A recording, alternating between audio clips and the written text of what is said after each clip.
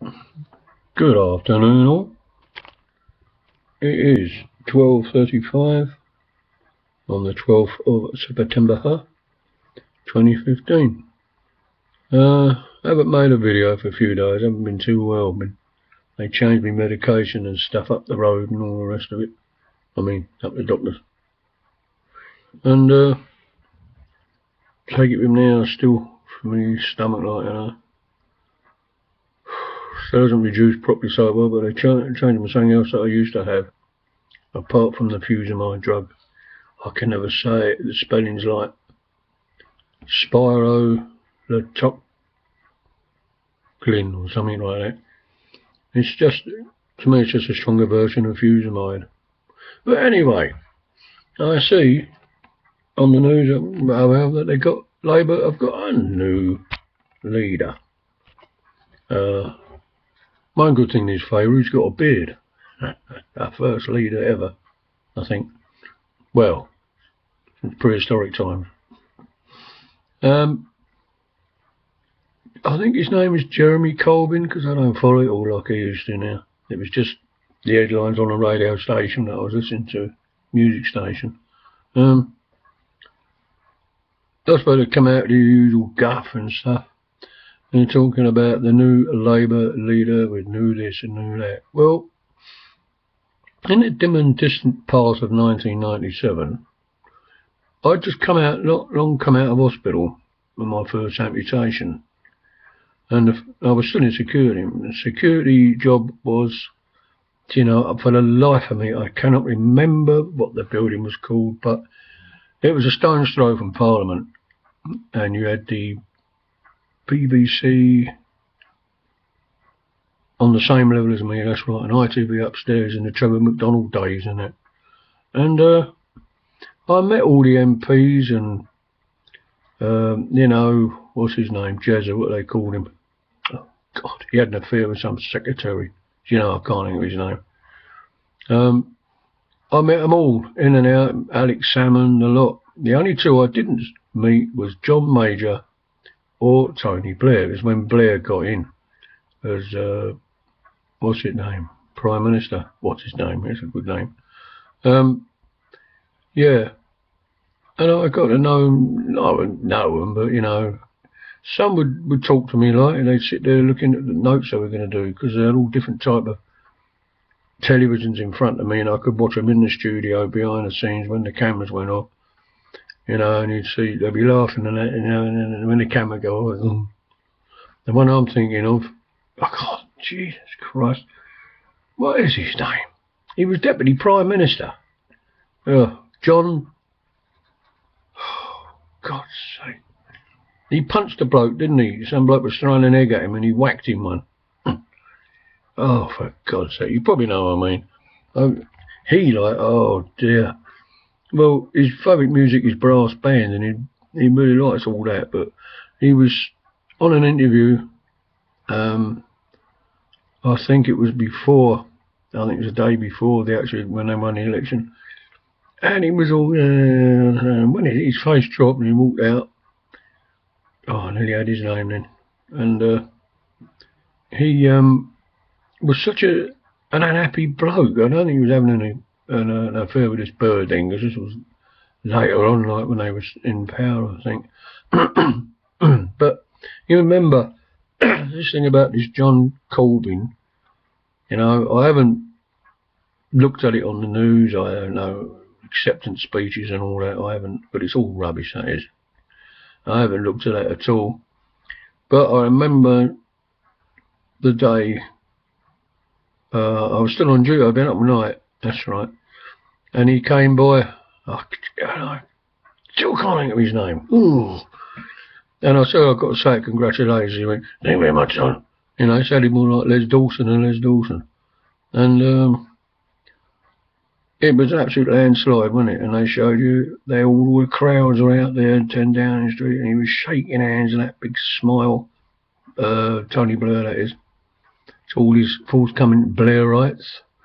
And we're going to change the world, we're going to do this, we're going to do that and do that. And he's only best known for now is Bush's poodle with the bloody war in it, what, Iraq, wherever it was. starting another war with him. That's all he's, you know. When he wanted to be president of Europe, didn't he, a little while ago, the MEPs and all the rest of it, and he didn't even get that. You know, he went down as just a warmonger, really. Everything Bush said he did. You know, he's like his puppet. He's saying Bush's poodle, didn't he? So we'll see what this bloke does. Probably nothing at all. I just can't bring myself. I ain't got news on the computer anymore. I used to have the BBC News, but as Bryce said, all you see is killings, doom and glooms, and get all this old fluff from MPs. Some mean it, but they never implement it because it's like the shutters come down on whatever they want to do, same as the government in America. They can't do what they want to do. It's just a load of old balls. They might as well have the Queen or King Charles in it now. I think she's going to abdicate or some bloody thing, whatever they call it in March. Because he won't be able to say anything now. They're not allowed. Should go back to them days when they bloody well reigned it. I don't think they're any less sense than the so-called MPs trying to run the country. You know, it's when people say, oh, don't run them down. They're doing the best they can. You couldn't do any better. Yeah, that's the point. I know I'd be useless. So I didn't try to become an MP and say I can run the country, I can do this and do that. Because I'd make an even bigger cock up than them if possible. You know? Weird. So, that's it really. I'm not feeling too bad at the moment. I'm in an argument to go out the road for a while. I don't really need anything. It's just, it'll get about 7 or 8 o'clock and I'll get all twitchy, wishing I'd just gone out for a drive, you know, up the road and that. My wife's staying in because she's still got backache. Daughter's out doing her Saturday job, voluntary job. I think she finishes in 20 minutes, like 1 o'clock, 1300 hours. Getting her gradually into the working population, into the trap, but what more can you do? Hit it now. I don't know, she'll probably always live with us anyway, she ain't stupid. I lived with my mum and dad at 28 till I finally got out and unfortunately got married the first time, but you know which side your bread's buttered, as they say. God, I actually said that without cocking it up. Anyway, I hope you're alright, Bri. Janet, I haven't seen any videos from RV Lucky. I don't know, I hope he's alright. I can always send him a comment. I suppose that's about it. As I say, I don't know what I'm doing yet. Might go up an hour or so. I mean, all you've got is houses up there. You've got a few shops open, part of Mazda's. The library closes at 12, so I've had that.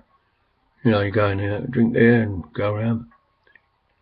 Went to the Citizens Advice the other day and they're still finding out about this £195.